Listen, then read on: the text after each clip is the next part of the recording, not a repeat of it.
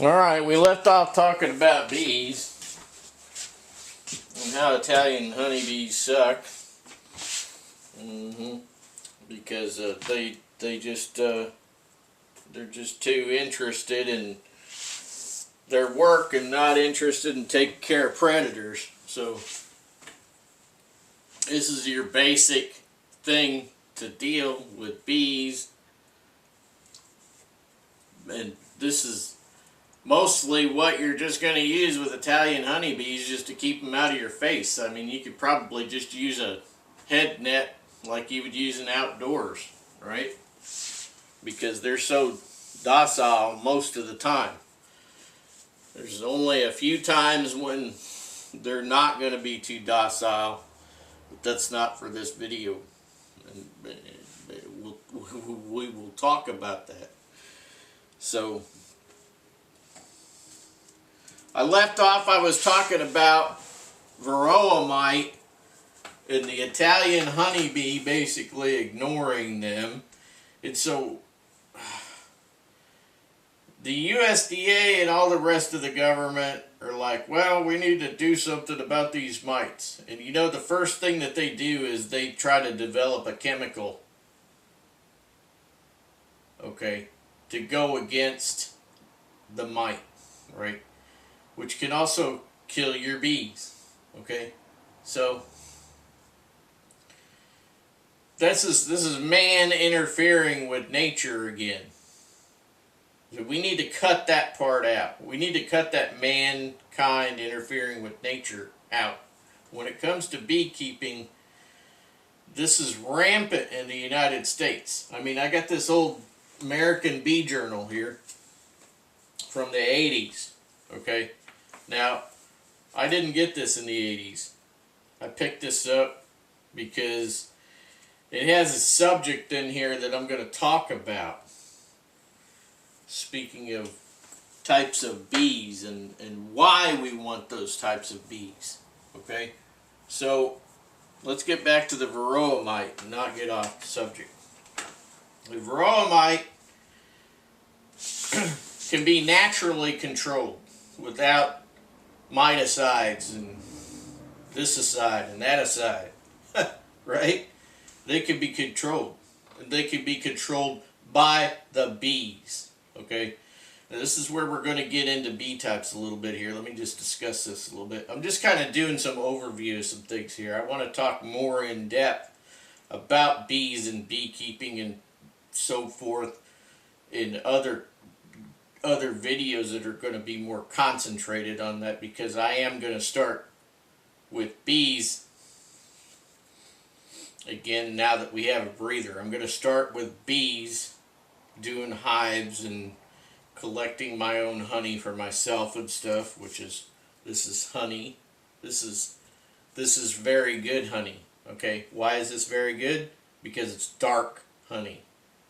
This would be considered a lesser grade honey if it were judged, okay, because they do get kind of geeky like that, judging honey by clarity and all that stuff, which is a bunch of bunk. Because grade A honey is not as good as this honey, and we'll talk more about that too. So, where was I? Mites. Asia is where the mite problem came from. Asia. We get a lot of little issues out of Asia, don't we? Like the giant Japanese hornets. Those are now in the U.S. in the Northwest, up in the Washington area, and they're also down in the Carolinas, right? It's another subject that we could talk about if you want. I'll probably talk about it anyway, because I just like to talk about stuff. So, the mites, Asia, right? So in Asia, the bees have adapted to the mites. They kill them. They groom each other, and they kill the mites and cast them out of the hive. Okay? And they also take them out. So because what happens is that the female varroa mite goes into where the pupae egg into the cell, right, where they're growing the new bees, right, in the brood. The varroa mite gets in there and, lays all of its, it basically uses the brood area to reproduce itself. All right, so it's been a while, so don't hit me up and say, "Oh, you're wrong. Oh, you're off on this. You're off on that." Yeah, it's been a while. I haven't sat down and refreshed myself lately on this, but basically what happens, the varroa mite uses the bee's brood area, which is their nursery, to also reproduce, and of course that kills the brood, right? So it kills the brood, and I know that they have found that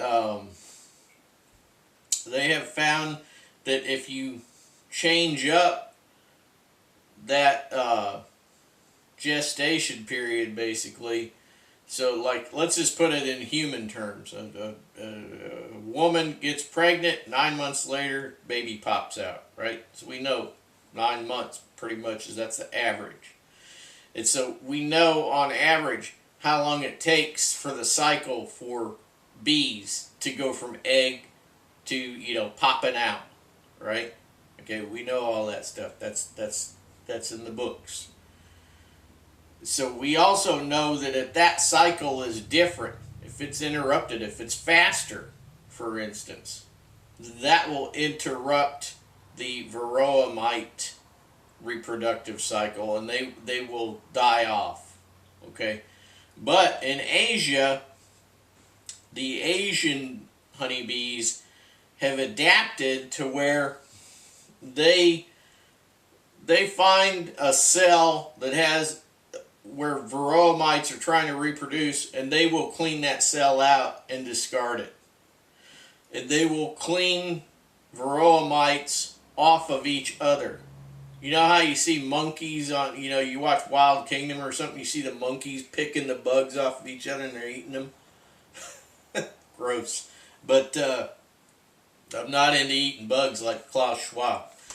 But, I have eaten bugs in the past because it was part of training or I had to. So, but anyway, the whole point is that Asian bees groom each other and themselves from these mites. They kill them and they cast them out of the hive. Okay? You see, do you follow me here now? So, and they're always fighting the Japanese hornet, the Japanese giant hornet. They're always fighting with that thing, and of course they ball up around it, and they heat up and they kill it through heat. That's how they will generally do something like that. But varroa mites, they'll take them out. They will kill them. Now,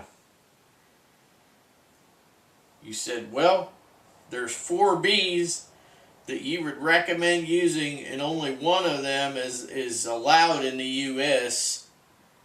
because the government says so, right?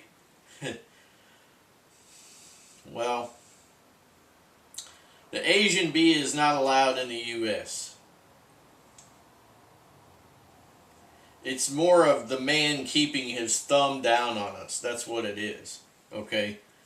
Because if we allowed these other bees in, and we kept bees the way that we should be keeping them, in a full bee suit rather than sleeveless t-shirts, okay, and flip-flops. If we just, man up, put on a full bee suit, gloves, and do what needs to be done, and keep bees, okay, rather than try to be their buddies all the time. Okay, nothing wrong with that. I love bees and I love being around bees, and they're pretty soothing to listen to when they're humming around. But the thing is that we need to understand that nature will take care of nature. Nature will take care of nature. We don't have to interfere. But the government is interfering with us, allowing that to happen. Right? I got about 3 minutes left, 4 minutes left. So what else are we talking about here as far as bees? Well, we're not even going to get into the German bee and the other. There's a couple other bees that are very similar to the honeybees. They're kind of a little lax when it comes to being fierce. Not real fierce, okay?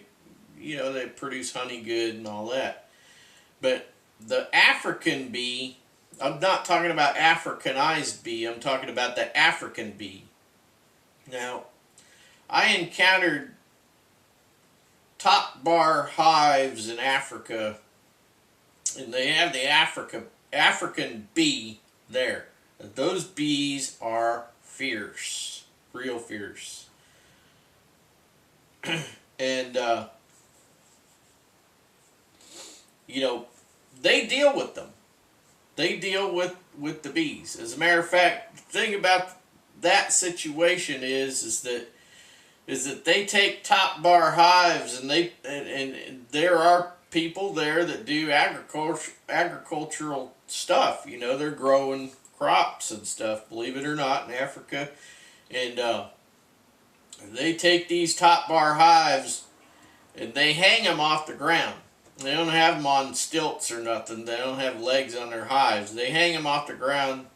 They got chains that come down and hang the hives like a swing set.